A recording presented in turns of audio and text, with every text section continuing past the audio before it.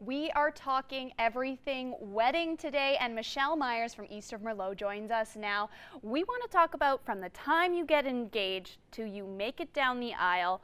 What is that process? I mean, we're heading into engagement season right now. Yeah, actually 60% of engagements happen from the end of November until mid-February. So that's an insane amount of engagements and starting to wedding plans. So if you get engaged during that point, you can imagine how many other people are as well, and it's time to book.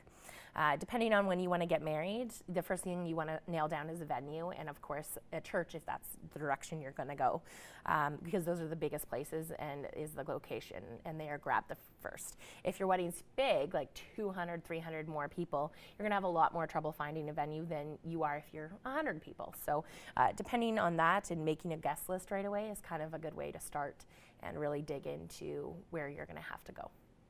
And now with that, what about getting your caterer? Does that also kind of depend on the size of your wedding? Yeah, absolutely. Every venue is going to be different, especially in our community, in which you can bring in your own caterer or not. So that's kind of dependent on where you're going to go.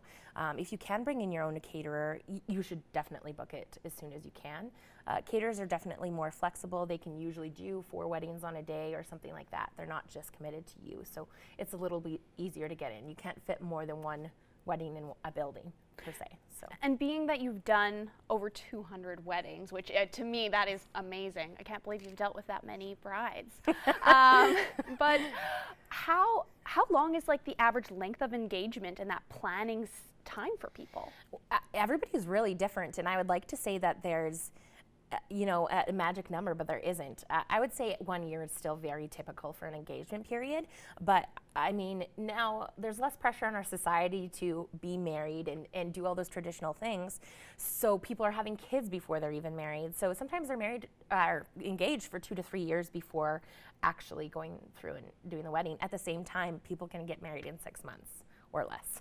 So it's really depending what you want.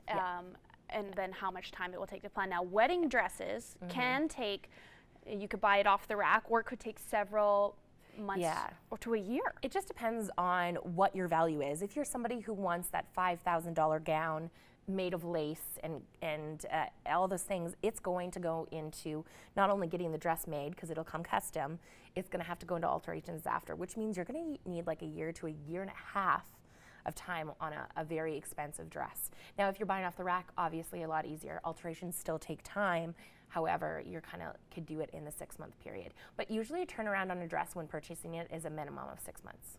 And what about turnaround time on like something, say a bridesmaid's dress? Bridesmaids dresses are a little bit easier, again, dependent where you get it from. A lot of people are going with the trend, I would say the bridesmaids trend right now is that people are letting the bridesmaids choose their own dresses, so it's not as big of a deal. However, yeah, you're probably looking at a minimum of 3 months, if not 6, for bridesmaids dresses. And now we're almost out of time, but I just want you to touch on how important is budget. Budget is so important. When it comes to it, you have to look at it as you're starting a life together, and how much money do you want to be out starting that life together. So my big thing is make the budget and stick by it. And if that means cutting things that aren't as important, or kind of negotiating a little bit between the two of you, planning it, you have to stick to it. There's just no way to get around it. You don't want to be $5,000 over budget going into a marriage. Like, that's awful. The first year, you guys can't do as much because you owe $5,000 more. So. Definitely. Well, thank you for sharing all of that information and joining us here today on Primetime Local News, Michelle. That was really interesting, and I hope that everyone at home who is going to be getting engaged with the season learns a little bit more as well.